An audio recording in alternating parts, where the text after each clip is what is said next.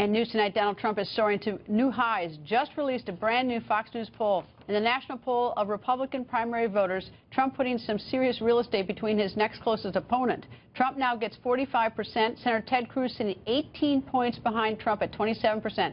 Now that lead is 15 points higher than last month. And Governor John Kasich is close behind Senator Cruz at 25%.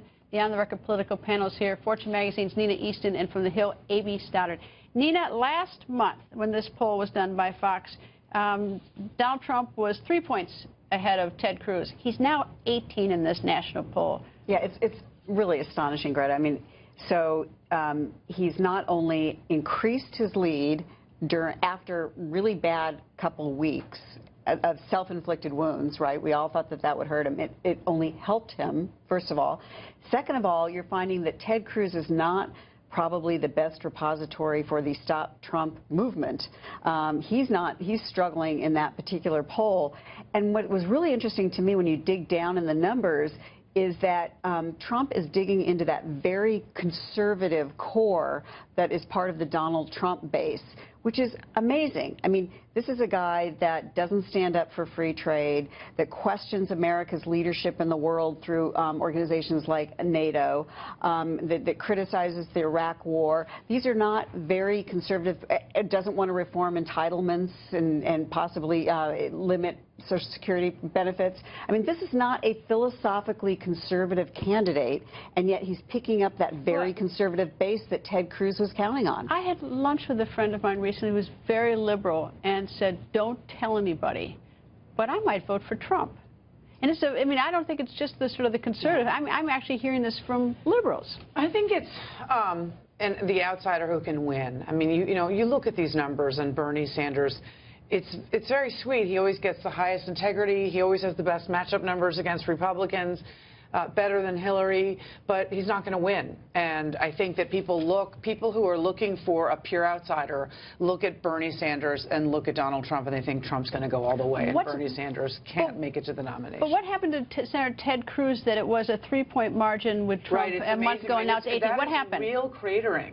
And the interesting thing is that Kasich, it redounded to his benefit, and he sort of, you know, picked up some market share. He's up 8. He continues to say, well, you know, we're really getting the message out, and people are listening, but they're not. We'll see what happens in these northeastern states in the primaries to come. Kasich is not really winning at all, ever. So it looks like it helps him, but it really doesn't. It really just helps Donald Trump.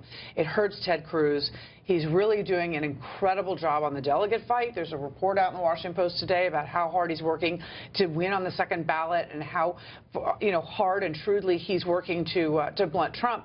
But it really looks, when you look at the momentum of New York and all these increases in his leads in the polls, that actually he's going to do great in the contests to come. And he's not going to, and Ted Cruz is not going to be able to stop him. Nina, I'm not counting out Governor Kasich. The fact that he jumped up 8 points in a month, and the attention's on the other two, and if there is a knockdown, drag-out fight, I mean, Kasich will be the last man. I mean, he could be the last. I mean, I have no way of predicting. Here's how it would work out. I mean, that would mean that Trump goes to the convention without the magical 1237. That means you start balloting. That means, say Trump doesn't win on the first ballot. On the second ballot, then things start opening up, and then there's possibilities for somebody like John Kasich. Not Paul Ryan. I mean, I think that's a sort of a strange wishful thinking on the part of the establishment that somehow, you know, they're going to swoop in with somebody like Paul Ryan. That's not going to happen. But somebody who's been in the process, it's conceivable. And he also goes to the convention, by the way, as sort of a kingmaker because he's got delegates. He's a live actor in that whole deal-making process that will be going on. Yeah. Does it make a difference that he's from Ohio? I think it. Not because the convention's there so much as that it's because he's the sitting governor of Ohio, and it's next to Florida, the most important state. He's not a former governor. You can't win without Ohio. So in the Wild West that is this year, even though he's only won Ohio in all the primary contests, he's going in as you said, as a live actor in this process, saying, I'm going to have some power, and anything can happen, so why get out? And apparently he's not going to. And he beats Hillary Clinton in matchup. Nobody else does. That's right. So that's something the other big about. thing in his pocket. Yeah. Anyway, Nina, A.B., thank you both. Thanks.